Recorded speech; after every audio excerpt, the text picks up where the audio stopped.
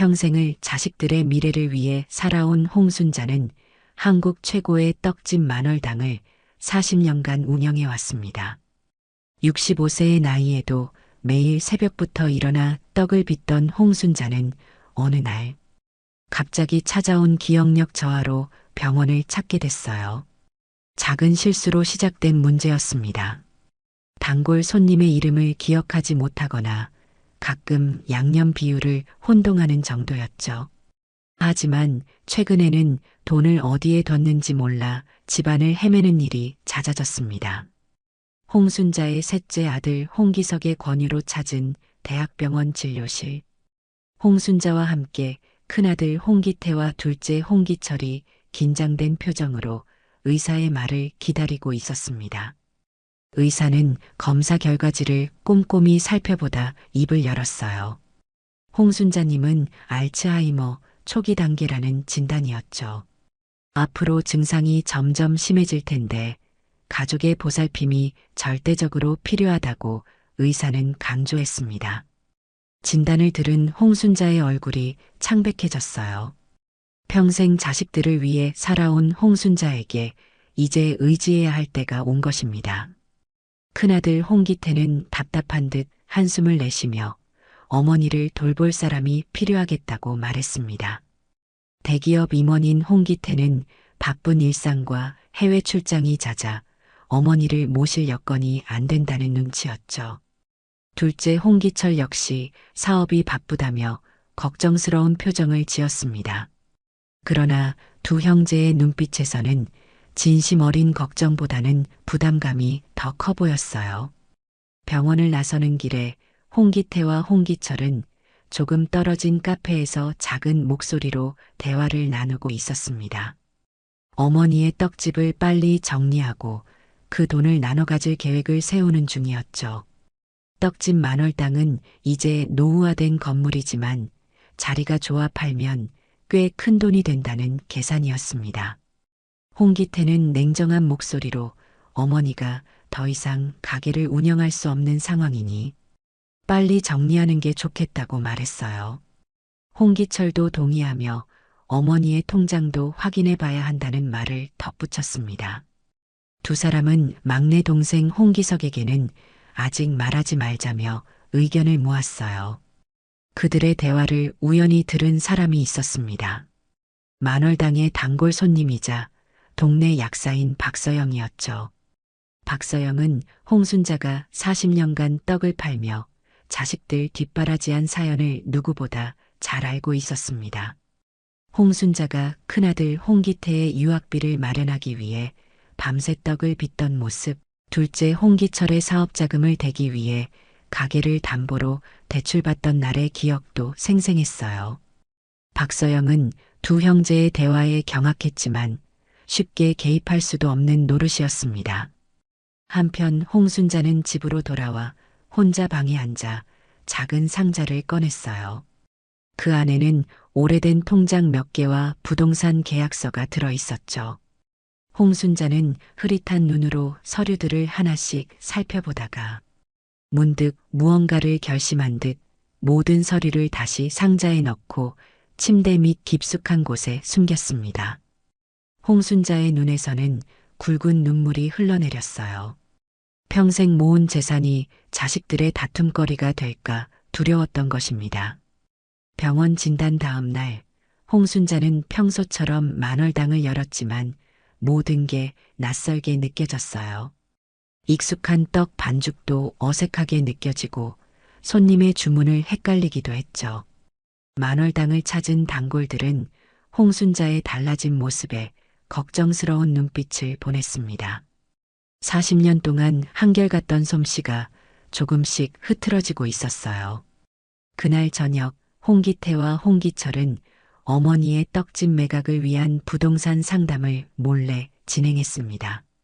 두 사람 모두 바쁜 일상을 핑계로 어머니의 상태는 뒷전으로 미루고 있었죠.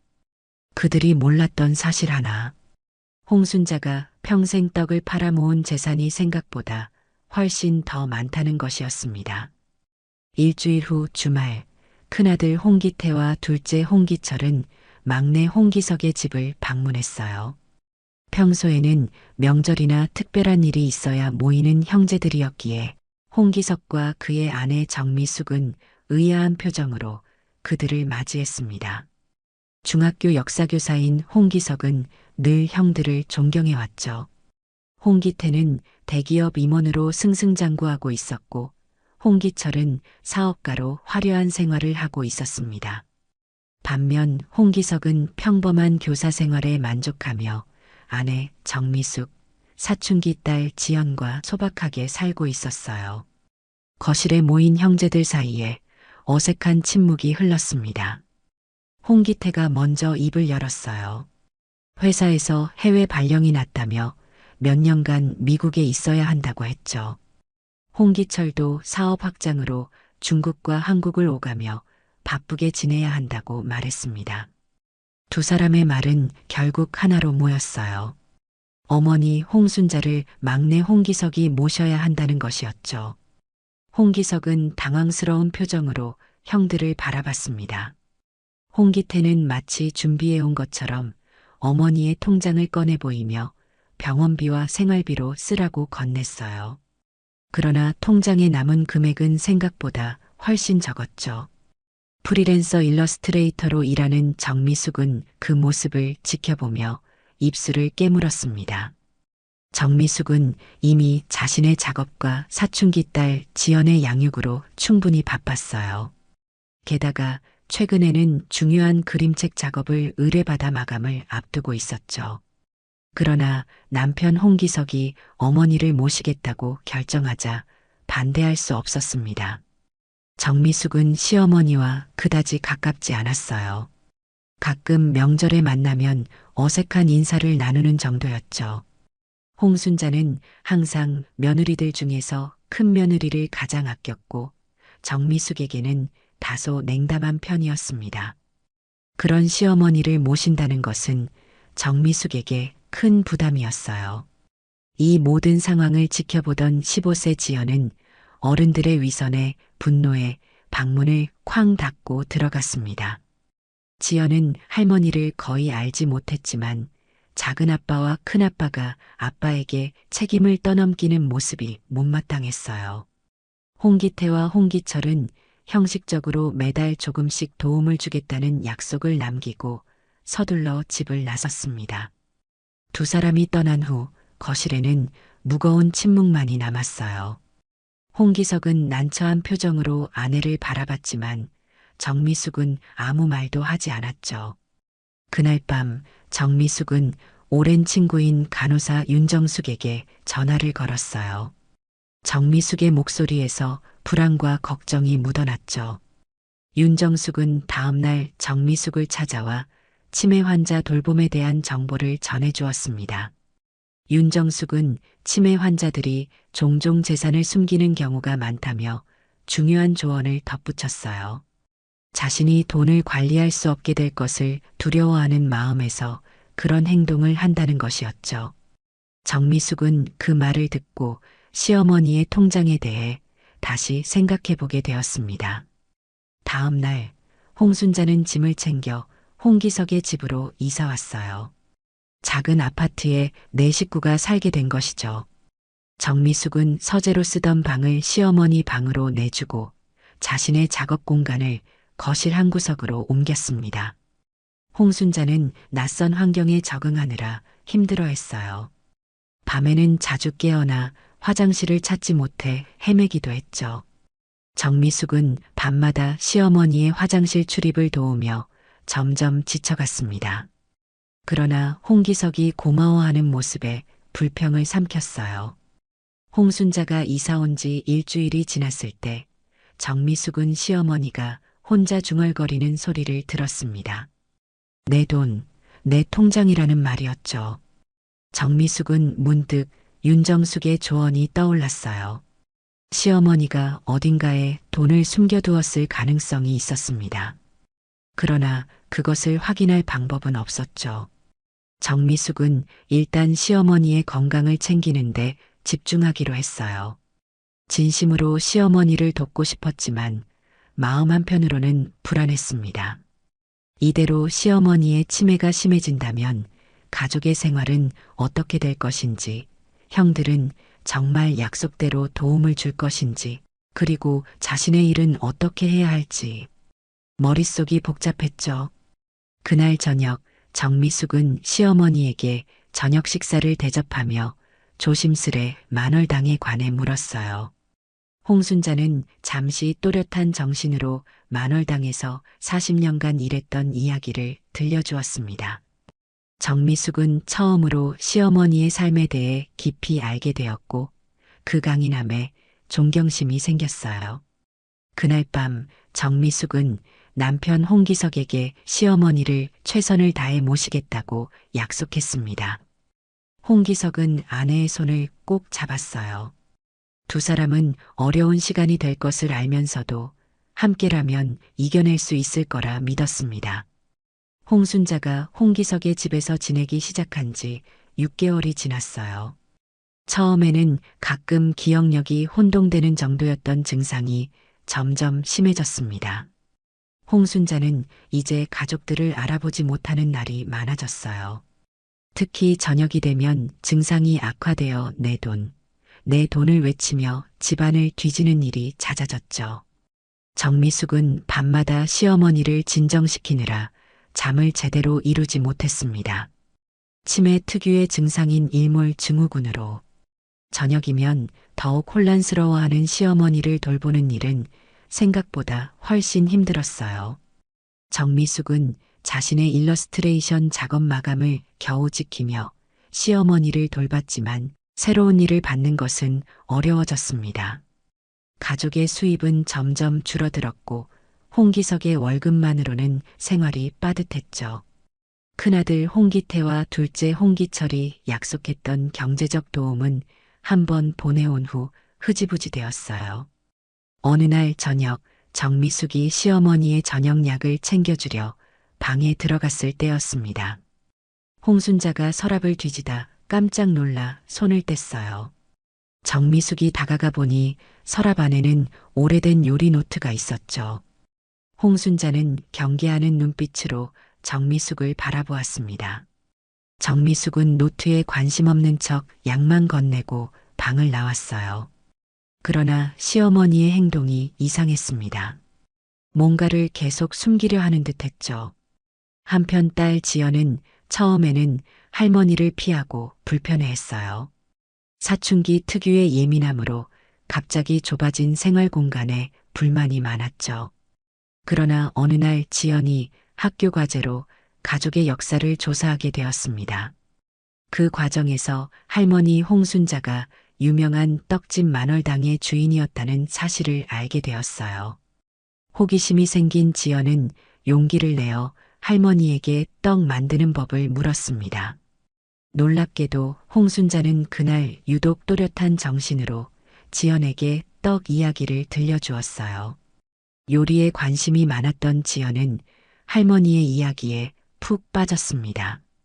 홍순자는 오랜만에 밝은 표정으로 손녀에게 떡의 역사와 만월당의 특별한 방식을 설명했어요. 그리고 갑자기 진지한 표정으로 말했습니다. 내 할머니 떡집 비법은 내가 이어야 해.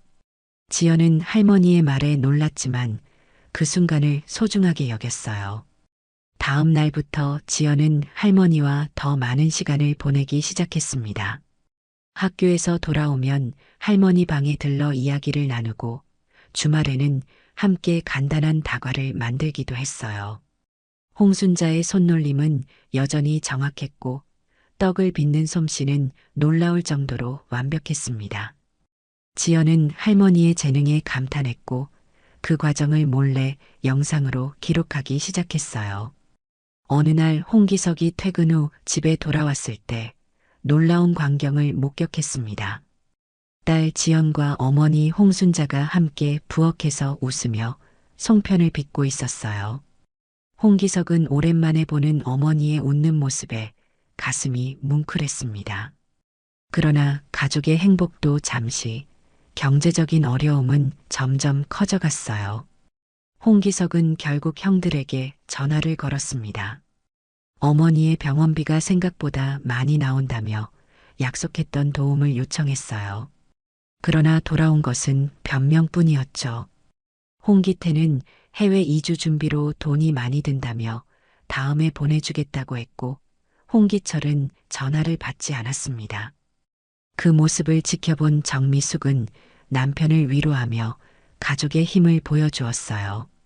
우리가 할 수 있는 만큼만 하자며 홍기석의 어깨를 두드렸죠. 그날 저녁 정미숙이 시어머니의 방을 청소하던 중 우연히 침대 밑에서 작은 상자를 발견했어요. 그러나 시어머니가 들어오는 소리에 황급히 원래 자리에 숨겨두었습니다. 정미숙은 그 상자가 시어머니가 계속 찾던 것일지도 모른다는 생각이 들었어요. 며칠 후 동네 약사 박서영이 홍기석의 집을 방문했습니다. 박서영은 홍순자의 오랜 단골이자 친구였어요. 정미숙에게 차를 마시자며 따로 이야기할 시간을 요청했죠. 박서영은 조심스럽게 정미숙에게 말했습니다. 홍 여사님이 예전에 통장 얘기를 자주 하셨어요. 특별한 날을 위해 돈을 모으고 계셨다고. 정미숙은 그 말에 귀가 솔깃했지만 더 이상의 정보는 얻지 못했어요. 박서영도 정확한 내용은 모른다며 조심스러워했죠. 그날 밤 정미숙은 시어머니가 무언가를 숨기고 있다는 확신이 들었습니다. 그것이 단순한 물건인지 아니면 큰 비밀인지는 알 수 없었지만 시어머니에게 중요한 것임을 직감했어요. 정미숙은 남편 홍기석에게 이 이야기를 하지 않기로 했습니다. 아직 확실한 것이 없었고 남편에게 헛된 기대를 주고 싶지 않았어요.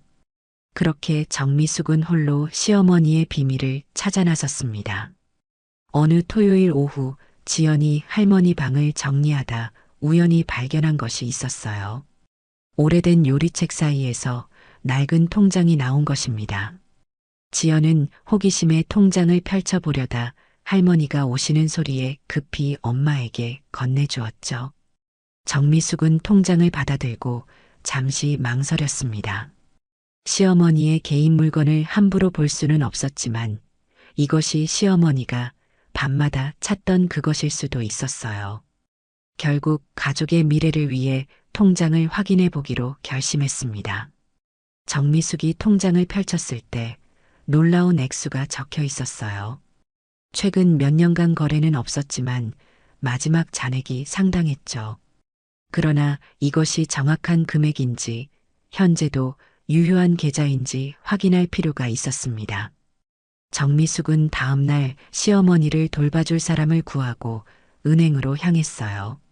시어머니의 통장을 들고 은행 창구에 앉은 정미숙은 긴장된 표정이었습니다. 은행원에게 통장 잔액 확인을 부탁했죠. 은행원은 통장을 확인한 후 컴퓨터로 계좌 정보를 조회했어요. 그리고 놀란 표정으로 정미숙을 바라봤습니다. 고객님, 이 통장에는 현재 9억 5천만 원이 있습니다. 정미숙은 귀를 의심했어요. 다시 한번 말씀해 달라고 요청했죠.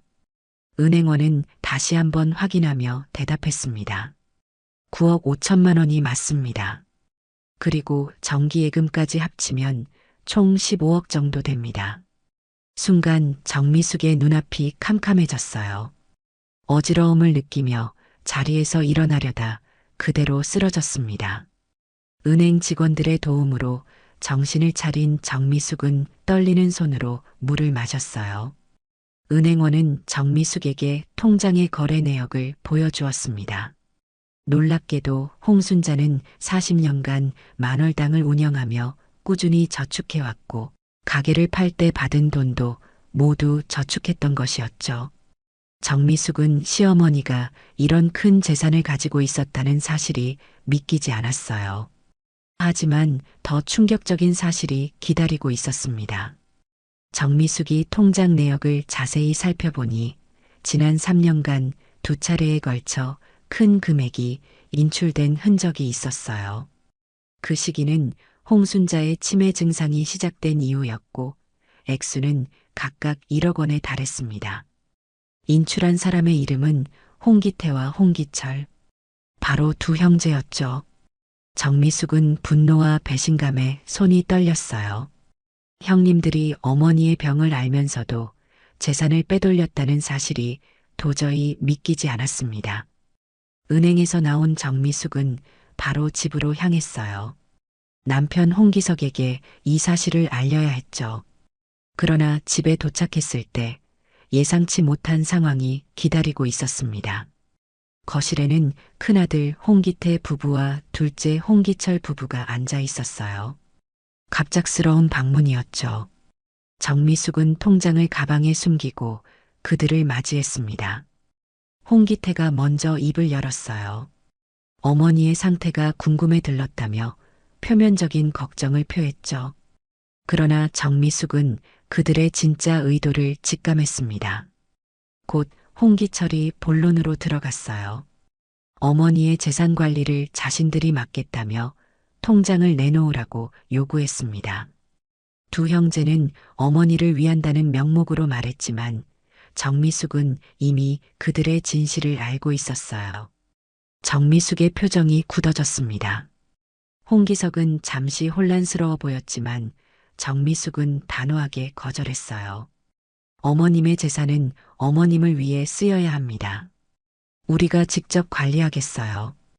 홍기태와 홍기철의 얼굴이 순간 굳어졌죠. 예상치 못한 반응에 당황한 모습이었습니다. 그들은 곧 강압적인 태도로 바뀌었어요. 자신들이 큰형과 둘째라며 권리를 주장했죠.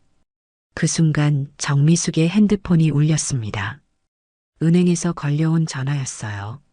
방금 전 확인한 계좌에 대해 추가 정보를 알려주겠다는 내용이었죠. 정미숙은 전화를 받으며 두 형제의 시선을 피했습니다. 그리고 통화 내용을 들으며 더욱 놀라운 사실을 알게 되었어요.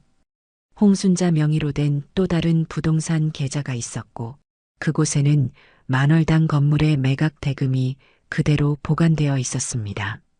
전화를 끊은 정미숙은 결심한 듯 두 형제를 바라봤어요. 형님들, 지금 나가주세요. 우리 가족이 논의할 시간이 필요합니다. 놀란 표정의 두 형제는 어쩔 수 없이 자리를 일어났죠. 그들이 떠난 후 정미숙은 홍기석에게 모든 사실을 털어놓았어요. 시어머니의 통장 발견부터 은행에서 확인한 엄청난 금액, 그리고 형들이 빼돌린 돈까지. 홍기석은 충격에 말을 잃었습니다. 그의 눈에는 분노와 배신감이 가득했어요. 정미숙은 남편의 손을 꼭 잡았습니다. 당신 형들이 왜 그랬는지 이해는 가요. 하지만 이제 우리가 어머님을 제대로 모실 수 있게 되었어요. 이것은 어머님이 평생 모으신 돈이고 어머님을 위해 써야 해요. 홍기석은 깊은 생각에 잠겼어요. 형들에 대한 실망감과 어머니의 숨겨진 재산에 대한 놀라움이 교차했죠. 그날 저녁 홍기석과 정미숙은 늦게까지 이야기를 나누었습니다. 형들에게 법적 대응을 할지, 어머니의 재산을 어떻게 관리할지에 대해 논의했어요. 그리고 가장 중요한 것은 어머니의 남은 삶을 어떻게 행복하게 해드릴 수 있을지였습니다. 정미숙은 비록 힘든 상황이지만 이제 시어머니를 더 잘 모실 수 있게 되어 다행이라고 생각했어요. 재정적 부담 없이 전문적인 간병인의 도움도 받을 수 있을 테니까요. 다음 날 아침 정미숙은 일찍 일어나 시어머니의 방으로 향했습니다. 홍순자는 창가에 앉아 멍하니 바깥을 바라보고 있었어요. 정미숙은 조심스럽게 다가가 시어머니의 손을 잡았습니다. 어머님, 걱정 마세요. 이제 제가 어머님을 잘 모실게요. 홍순자는 잠시 정미숙을 바라보더니 희미하게 웃었어요. 그 미소에서 정미숙은 어딘가 모르게 감사함을 느꼈습니다. 그것이 의식적인 반응인지 아닌지는 알 수 없었지만 정미숙의 마음은 따뜻해졌어요. 그리고 결심했습니다. 이제부터 시어머니의 행복과 건강을 위해 최선을 다하겠다고. 그날 저녁 정미숙과 홍기석은 시어머니가 잠든 후 함께 통장 내역을 자세히 살펴보기 시작했어요. 두 사람은 충격적인 사실들을 하나씩 발견해 나갔습니다. 홍순자가 치매 증상을 보이기 시작한 3년 전부터 큰아들 홍기태와 둘째 홍기철이 정기적으로 거액을 인출해간 흔적이 명확했어요. 처음에는 소액으로 시작해서 점점 금액이 커졌고 최근에는 각각 1억씩 가져간 기록이 있었죠. 홍기석의 얼굴이 점점 어두워졌습니다. 형들에 대한 배신감과 분노가 그의 마음을 가득 채웠어요. 정미숙은 냉정하게 상황을 분석했습니다. 은행에서 받아온 추가 서류를 검토하던 중 더 충격적인 사실을 발견했어요. 만월당을 판 8억의 돈도 형들이 가로챈 흔적이 있었죠. 홍기석은 형들이 어머니의 병을 이용해 재산을 빼돌렸다는 사실에 격분했습니다. 화가 난 홍기석이 당장 형들에게 전화하려 했지만 정미숙이 말렸어요. 지금은 감정적으로 대응할 때가 아니라 냉정하게 법적 대응을 준비해야 한다고 조언했죠. 정미숙은 다음 날 바로 변호사를 만나기로 했습니다. 이제는 어머니의 재산을 지키고 빼돌린 돈을 되찾아야 했어요. 한편 지연은 할머니의 방을 정리하던 중 또 다른 발견을 했습니다.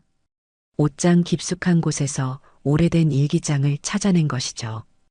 호기심에 일기장을 펼쳐본 지연은 할머니의 삶이 담긴 이야기에 빠져들었어요. 일기장에는 홍순자가 젊은 시절부터 써온 기록들이 담겨 있었습니다. 떡집을 시작하던 날의 설렘, 아이들을 키우며 느낀 기쁨과 고단함, 그리고 자식들의 미래를 위해 한 푼, 두 푼 모아온 이야기가 빼곡히 적혀 있었어요. 특히 눈에 띄는 것은 만월당의 떡 비법과 함께 숨겨둔 재산에 대한 내용이었습니다. 홍순자는 자식들이 나중에 다투지 않도록 공정하게 나눠주려 했지만 병이 진행되면서 그 계획을 실행하지 못한 것 같았어요. 지연은 할머니의 마음을 이해하게 되었고 가족의 의미를 더 깊이 생각하게 되었습니다. 일기장을 들고 부모님께 달려간 지연, 정미숙과 홍기석은 일기장의 내용에 더욱 마음이 아팠어요. 홍순자가 얼마나 자식들을 사랑했는지, 그리고 그 사랑이 어떻게 배신으로 돌아왔는지 뼈저리게 느꼈죠. 다음 날 정미숙은 약속대로 변호사 사무실을 찾았습니다. 변호사는 모든 자료를 검토한 후 법적으로 충분히 대응할 수 있다고 조언했어요. 홍순자가 치매 판정을 받은 이후의 거래는 법적으로 무효화할 가능성이 높았고 빼돌린 재산도 되찾을 수 있을 것이라고 했죠. 정미숙은 변호사의 조언에 따라 모든 증거를 정리하고 법적 절차를 시작했습니다. 그날 저녁 홍기석과 정미숙은 지연과 함께 앞으로의 계획을 논의했어요. 형들과의 관계가 완전히 깨질 수도 있는 상황이었지만 어머니의 권리를 지키는 것이 더 중요했죠. 지연은 용기를 내어 제안했습니다. 할머니의 떡집을 다시 열면 어떨까요? 할머니가 가장 행복했던 시간은 떡을 만들 때였던 것 같아요. 정미숙과 홍기석은 지연의 제안에 깜짝 놀랐지만 곰곰이 생각해보니 좋은 아이디어 같았어요. 홍순자가 비록 모든 것을 기억하지는 못해도 떡을 만드는 손놀림만큼은 여전히 완벽했으니까요. 그러나 모든 계획을 실행하기 전에 형들과의 문제를 해결해야 했습니다. 정미숙은 냉정하게 상황을 정리했어요. 일단 법적 대응을 준비하면서 동시에 형들에게 마지막 기회를 주는 것이 좋겠다고 제안했죠. 홍기석은 깊은 한숨을 내쉬며 동의했습니다. 형들을 집으로 초대해 모든 증거를 보여주고 스스로 잘못을 인정하고 돈을 돌려놓을 기회를 주기로 했어요. 그리고 만약 거부한다면 법적으로 끝까지 대응하기로 결정했습니다. 그날 밤 정미숙은 홍순자의 방을 찾았어요. 잠든 시어머니의 모습을 바라보며 마음이 아팠습니다. 평생을 자식들을 위해 살았던 어머니가 이런 대우를 받는 것이 너무 불공평하게 느껴졌어요. 정미숙은 시어머니의 손을 조심스럽게 잡았습니다. 어머님, 걱정 마세요. 제가 어머님의 마음을 지켜드릴게요. 그리고 어머님이 평생 일구신 것들이 제대로 존중받을 수 있도록 할게요. 침대 옆 테이블에는 홍순자가 젊은 시절 찍은 사진이 놓여 있었어요. 활짝 웃는 얼굴로 만월당 앞에 서 있는 모습이었죠.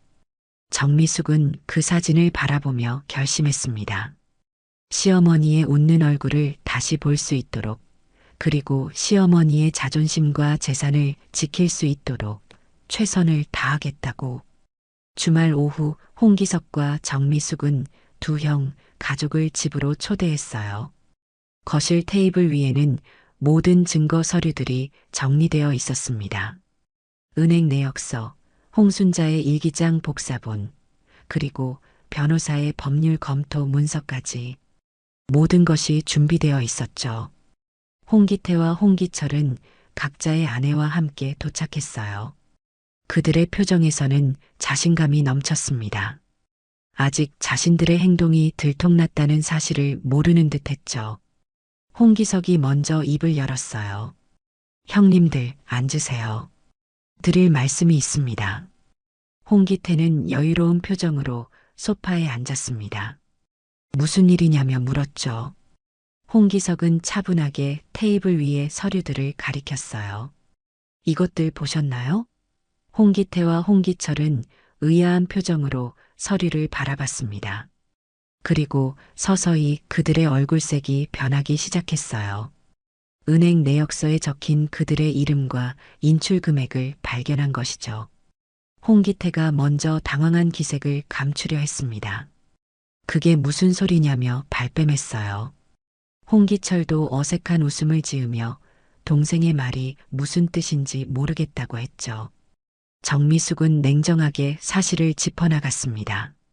형님들이 어머님의 통장에서 각각 1억씩 빼가신 것, 그리고 만월당을 판 돈 8억도 가져가신 것 모두 확인했어요. 어머님이 치매 증상을 보이기 시작했을 때부터 이런 일을 하셨더군요. 홍기태와 홍기철의 얼굴이 굳어졌어요. 더 이상 부인할 수 없게 된 상황이었죠. 잠시 침묵이 흐른 후 홍기태가 태도를 바꿨습니다. 그건 우리가 당연히 받아야 할 돈이야. 어머니가 평생 우리에게 줄 돈이었어. 그 말에 홍기석의 눈에서 분노가 번쩍였어요. 자리에서 벌떡 일어나려는 순간 정미숙이 그의 팔을 잡았죠. 정미숙은 차분하게 말했습니다. 그럼 법정에서 만나 해결하겠습니다. 이미 변호사와 상담했고 어머님이 치매 판정 받으신 후에 모든 거래는 무효화될 가능성이 높대요. 홍기태의 아내가 불안한 표정으로 남편을 바라봤어요. 홍기철의 아내도 마찬가지였죠. 그들도 남편들의 행동이 법적으로 문제가 될 수 있다는 것을 직감한 듯 했습니다. 바로 그때였어요. 거실로 이어진 복도에서 발걸음 소리가 들렸죠. 모두의 시선이 그쪽으로 향했습니다. 홍순자가 맑은 눈빛으로 서 있었어요. 평소와는 다른 또렷한 정신 상태로 말이죠. 내 돈은 내가 정한다. 홍순자의 목소리는 약했지만 단호했습니다. 모두가 놀라 말을 잇지 못했어요. 홍순자는 천천히 거실로 걸어와 큰아들과 둘째 아들을 바라봤죠. 너희들이 내 돈을 가져갔구나. 내가 평생 모은 돈을. 홍기태와 홍기철은 당황해 어쩔 줄 몰라 했어요. 어머니가 갑자기 맑은 정신으로 돌아와 자신들의 잘못을 지적하는 상황은 상상도 못했던 것이죠. 홍순자는 계속해서 말했습니다. 내가 왜 그 돈을 모았는지 알아? 너희들이 다투지 않고 잘 살라고. 그런데 너희가. 말을 잇던 홍순자의 얼굴이 갑자기 창백해졌어요. 감정이 격해진 나머지 몸에 무리가 온 것 같았습니다. 홍순자가 비틀거리자 정미숙이 재빨리 다가가 부축했어요. 어머님 괜찮으세요? 약 드실 시간이에요. 정미숙은 시어머니를 부축해 소파에 앉히고 재빨리 약과 물을 가져왔습니다. 홍순자는 정미숙의 손을 꼭 잡았어요. 미숙아, 고마워. 이 말을 듣고 홍기태의 아내와 홍기철의 아내는 놀란 표정을 지었죠.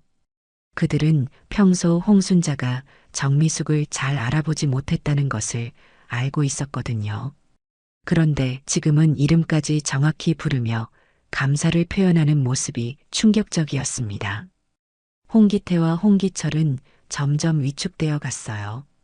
어머니의 맑은 정신과 정미숙의 차분한 대응, 그리고 동생 홍기석의 단호한 태도에 더 이상 강하게 나올 수 없었죠. 홍기태의 아내가 먼저 입을 열었습니다. 우리가 잘못했어요. 돌려놓아야 하는 거 맞아요. 홍기철의 아내도 고개를 끄덕였어요. 홍기태와 홍기철은 아내들의 반응에 더욱 당황했지만 이제 와서 계속 부인할 수는 없었죠.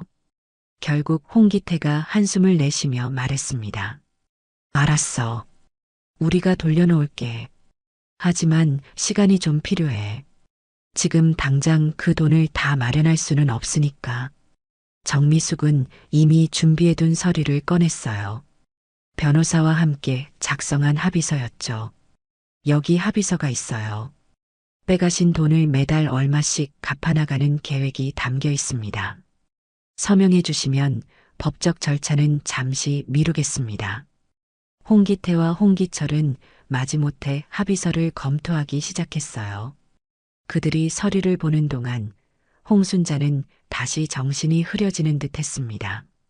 정미숙은 시어머니를 방으로 모셔다 드리려 했지만 홍순자는 고개를 저었어요. 내가 여기 있을게. 내 돈에 대한 이야기니까. 홍순자의 의지는 강했지만 몸은 이미 지쳐 있었습니다.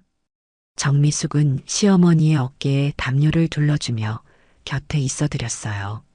마침내 홍기태와 홍기철은 합의서에 서명했습니다. 그들의 표정에는 패배감과 부끄러움이 섞여 있었어요. 홍기석은 형들을 냉정하게 바라봤죠. 이제 우리는 어머니를 위해 함께 노력해야 할 때야. 그동안 우리 가족이 얼마나 힘들었는지 형님들은 모르실 거예요. 홍기태와 홍기철은 말없이 고개를 숙였습니다. 그들이 떠난 후 거실에는 홍기석, 정미숙, 그리고 홍순자만 남았어요. 홍순자는 피곤한 표정이었지만 안도의 미소를 지었죠. 내 아들, 딸, 고마워. 홍순자의 맑은 정신은 다시 흐려지기 시작했지만 그 짧은 순간 가족에 대한 사랑은 선명하게 전해졌습니다. 그날 밤 집에는 묘한 평화가 찾아왔어요. 형들과의 대면 후 홍순자는 평소보다 깊은 잠에 들었습니다. 정미숙은 시어머니의 약을 챙기고 방을 나오려는데 홍순자가 눈을 떴어요. 놀랍게도 다시 한번 맑은 정신으로 정미숙을 불렀죠. 미숙아, 잠깐 앉아봐. 정미숙은 놀라면서도 기뻤습니다. 시어머니가 또렷한 정신으로 자신을 알아보는 순간은 치매 환자 가족들에게 특별한 선물과도 같은 것이었으니까요. 정미숙은 시어머니 침대 옆에 앉았어요. 홍순자는 정미숙의 손을 찾아 꼭 잡았습니다. 미안하구나. 너한테 짐만 되고. 정미숙은 눈물이 맺히는 것을 느꼈어요. 어머님, 무슨 말씀이세요? 전 어머님이 우리 가족이라 생각해요. 홍순자의 눈에도 눈물이 고였습니다. 내가 너를 많이 괴롭혔지? 기억은 잘 안 나지만 내가 항상 나를 잘 돌봐준다는 건 느껴. 정미숙은 시어머니의 손을 더욱 꼭 잡았어요. 그동안 바쁘다는 핑계로 멀리 있었던 것이 미안했죠. 홍순자는 깊은 숨을 내쉬며 계속 말했습니다. 내가 집을 팔고 돈을 모은 건 나중에 자식들이 나 때문에 싸우지 말라고. 근데 내 정신이 점점. 홍순자의 눈에서 굵은 눈물이 떨어졌어요. 정미숙도 눈물을 참을 수 없었습니다. 어머님, 이제 저희가 어머님을 지켜드릴게요. 돈 때문에 걱정하지 마세요. 홍순자는 미소 지었어요. 떡집, 만월당, 내 평생의 자랑이었는데 정미숙은 문득 지연이 했던 제안이 떠올랐습니다. 어머님, 저희가 만월당을 다시 열면 어떨까요? 어머님의 떡 비법을 지연이가 배우고 싶어 해요. 홍순자의 눈이 갑자기 빛났어요. 정말? 우리 지연이가? 그 아이는 내 피를 이어받았어. 손이 야무져. 정미숙은 놀랐습니다. 시어머니가 지연의 재능을 알아보고 있었다니 생각지도 못했어요. 그렇게 두 사람은 오랜만에 진심 어린 대화를 나눴습니다. 홍순자는 자신의 인생 이야기를 조금씩 들려주었고 정미숙은 처음으로 시어머니의 내면을 들여다보는 기분이었어요. 대화를 나누는 동안 홍순자의 기억은 때때로 혼란스러웠지만 떡에 관한 이야기를 할 때만큼은 놀라울 정도로 선명했습니다. 문 밖에서 이 대화를 엿듣고 있던 사람이 있었어요. 바로 지연이었죠. 지연은 할머니와 엄마의 대화에 깊은 감동을 받았습니다. 할머니가 자신을 인정해주고 재능을 알아봐준다는 사실이 기뻤어요. 지연은 눈물을 흘리며 방으로 뛰어들어가 할머니를 안아주었습니다. 할머니, 제가 할머니 떡집 이어갈게요. 약속할게요. 홍순자는 손녀를 품에 안고 기쁨의 눈물을 흘렸어요. 새 여인의 눈물 속에서 새로운 가족의 연결고리가 만들어지고 있었습니다. 그날 이후 홍순자의 건강 상태는 조금씩 나아졌어요. 물론 치매는 계속 진행되었지만 정신이 또렷한 순간들이 종종 찾아왔죠. 특히 지연과 함께 부엌에서 떡을 만들 때면 놀라울 정도로 선명한 기억력을 보여주었습니다. 정미숙은 시어머니의 재산으로 더 나은 간병 서비스를 제공할 수 있게 되었어요. 전문 간병인이 낮 시간 동안 함께 해주어 정미숙도 자신의 일러스트레이션 작업을 계속할 수 있었죠. 홍기석도 더 이상 경제적 걱정 없이 어머니를 모실 수 있어 마음이 편안해졌습니다. 그렇게 한 달이 지났을 무렵 예상치 못한 방문객이 찾아왔어요. 큰 형수와 작은 형수였습니다. 두 사람은 죄송한 마음을 전하기 위해 찾아왔다고 했어요. 정미숙은 의아했지만 그들을 거실로 안내했습니다. 두 형수는 각자 남편의 행동에 대해 사과했어요. 사실 그들도 남편들이 시어머니의 돈을 가져간 것을 최근에야 알게 되었다고 했죠. 큰 형수가 먼저 입을 열었습니다. 정미숙 씨가 어머님을 그렇게 잘 모시는 줄 몰랐어요. 우리는 솔직히 부담스러워서 피했는데 정미숙 씨는 정말 대단해요. 작은 형수도 고개를 끄덕였어요. 저희도 이제 함께 어머님을 돌봐드리고 싶어요. 어떻게 하면 되는지 정미숙 씨에게 배우고 싶어요. 정미숙은 형수들의 진심 어린 사과에 마음이 열렸습니다. 사실 치매 환자를 돌보는 일은 혼자서는 너무 힘든 일이었으니까요. 정미숙은 형수들에게 시어머니를 돌보는 방법을 하나씩 알려주기 시작했어요. 어떤 음식을 좋아하시는지, 약은 어떻게 챙겨드려야 하는지, 기분이 안 좋을 때는 어떻게 달래드리는지 등등. 형수들은 진지하게 정미숙의 이야기를 들었습니다. 그리고 앞으로는 일주일에 한 번씩 돌아가며 시어머니를 돌봐드리기로 약속했어요. 정미숙은 형수들의 변화에 감동했습니다. 홍순자의 병이 오히려 가족을 더 단단하게 묶어주는 계기가 된 것 같았어요. 그날 저녁 정미숙은 홍기석에게 형수들의 방문에 대해 이야기했습니다. 홍기석은 놀랐지만 기뻐했어요. 형들의 태도, 변화도 기대해 볼 수 있을 것 같아 마음이 한결 가벼워졌죠. 정미숙은 미소 지으며 말했습니다. 다음 주에는 만월당 떡카페 계획도 구체화해 볼게요. 지연이가 정말 열심히 준비하고 있어요. 홍기석은 아내의 손을 꼭 잡았어요. 미숙아, 정말 고마워. 내가 없었다면 우리 가족은 이렇게 다시 뭉칠 수 없었을 거야. 정미숙은 부끄러운 듯 웃었습니다. 당신 어머님이 우리 가족에게 진짜 가족의 의미를 알려주신 것 같아요. 그날 밤 정미숙은 시어머니 방을 다시 찾았어요. 홍순자는 평화롭게 잠들어 있었습니다. 정미숙은 시어머니의 이마에 가볍게 입맞춤하며 속삭였어요. 어머님 감사해요. 어머님 덕분에 우리 가족이 더 단단해졌어요. 앞으로는 더 행복한 날들만 있을 거예요. 창문 너머로 보이는 달빛이 홍순자의 얼굴을 비추고 있었습니다. 정미숙은 문득 시어머니의 떡집 이름 만월당이 저렇게 환한 보름달에서 왔을지도 모른다고 생각했어요. 모든 이에게 둥글고 따뜻한 정을 나누어주는 보름달처럼 홍순자도 자신의 인생을 통해 가족에게 사랑을 나누어 준 것이었죠. 1년 후 홍순자의 재산을 둘러싼 법적 분쟁이 마무리되었어요. 법원의 결정에 따라 홍순자의 재산은 신탁 관리되어 오직 그녀의 간병과 복지를 위해서만 사용되도록 했습니다. 큰아들 홍기태와 둘째 홍기철은 가져간 돈을 매달 조금씩 상환하기로 합의했어요.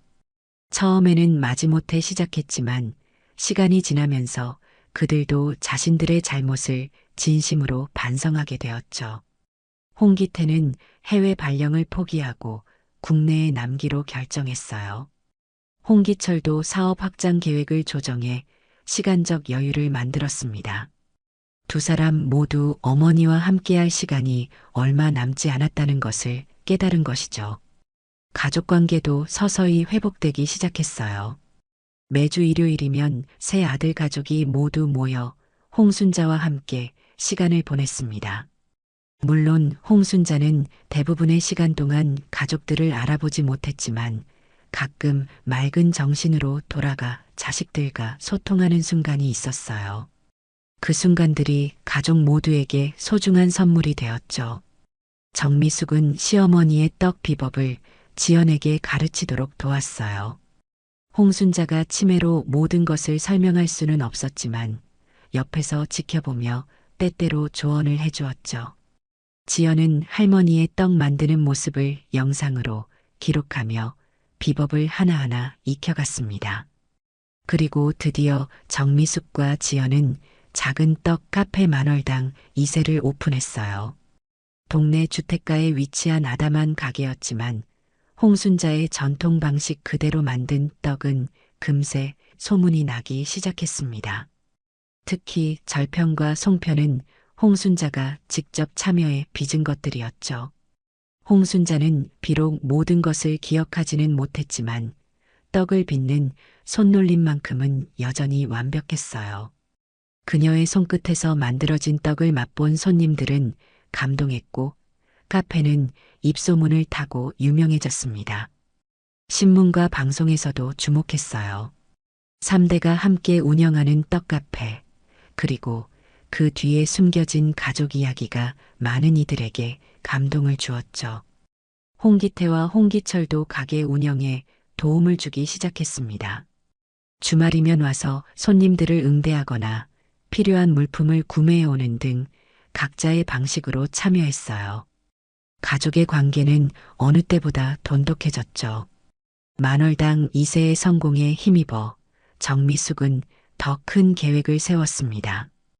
홍순자의 재산으로 치매 환자와 가족들을 위한 만월당 재단을 설립한 것이죠. 재단은 치매 환자 가족들에게 상담과 지원 프로그램을 제공했어요. 정미숙은 자신의 돌봄 경험을 살려 재단에서 활발하게 활동하며 많은 가족에게 희망을 전했습니다. 그녀의 이야기는 비슷한 상황에 처한 많은 가족들에게 위로가 되었어요. 지연은 고등학교를 졸업한 후 제과제빵학교에 진학했습니다. 할머니의 전통 떡 비법을 현대적으로 재해석하는 것이 그녀의 목표였어요. 지연은 학교에서 배운 지식과 할머니에게서 배운 전통을 접목해 새로운 떡 레시피를 개발했죠.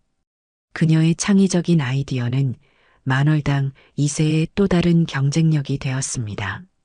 어느 봄날 오후 만월당 2세의 테라스에서 가족 모임이 열렸어요. 홍순자는 휠체어에 앉아 따뜻한 햇살을 받으며 가족들의 대화를 조용히 듣고 있었습니다. 비록 대화의 내용을 모두 이해하지는 못했지만 그녀의 표정은 평화로웠어요. 정미숙이 홍순자에게 따뜻한 차와 방금 만든 송편을 내왔습니다. 홍순자는 송편을 한 입 베어 물고 미소 지었어요. 맛있구나. 내가 만든 것 같아. 그 말에 모두가 미소 지었습니다. 사실 그 송편은 지연이 만든 것이었지만 할머니의 비법 그대로 만들었기에 맛이 같았던 것이죠. 지연은 자랑스러운 표정으로 할머니를 바라봤어요. 홍순자가 문득 정미숙의 손을 찾았습니다. 정미숙은 시어머니의 손을 꼭 잡아들였어요. 홍순자의 눈빛이 맑아지며 또렷한 목소리로 말했습니다. 미숙아, 내가 진짜 내 딸이야. 정미숙의 눈에 눈물이 고였어요. 네, 어머니. 우리는 영원한 가족이에요. 그 말에 홍순자는 환하게 웃었습니다. 그리고 잠시 후 다시 조용히 창밖을 바라보기 시작했어요. 맑은 정신은 짧게 찾아왔다 사라졌지만 그 순간만으로도 충분했습니다. 정미숙은 시어머니의 어깨에 담요를 덮어드리며 생각했어요. 시어머니의 치매가 가족에게 준 것은 슬픔만이 아니었다고. 오히려 진정한 가족의 의미와 사랑, 그리고 용서와 화해를 배울 수 있는 기회였다고요. 그날 밤 정미숙은 일기를 썼습니다. 시어머니를 모시기 시작한 지 2년이 지난 감회를 적었어요. 처음에는 부담스럽고 힘들기만 했던 일이 이제는 그녀의 삶에 가장 큰 보람이 되었다고. 그리고 맨 마지막 문장으로 이렇게 적었습니다. 오늘도 감사합니다. 우리 가족의 진정한 보물은 통장 속 돈이 아니라 우리의 마음속에 간직된 서로에 대한 사랑임을 알게 해주신 어머님께. 만월당 2세의 간판 불빛이 고즈넉한 밤거리를 밝히는 가운데 정미숙의 집에는 따뜻한 가족의 사랑이 가득했습니다. 통장 잔고에서 발견한 것은 돈이 아니라 진정한 가족의 의미였던 것이죠. 오늘 이야기 어떠셨나요? 구독과 알람 설정 잊지 마시고 소중한 댓글 하나가 정말 큰 힘이 됩니다. 시청해 주셔서 진심으로 감사드립니다.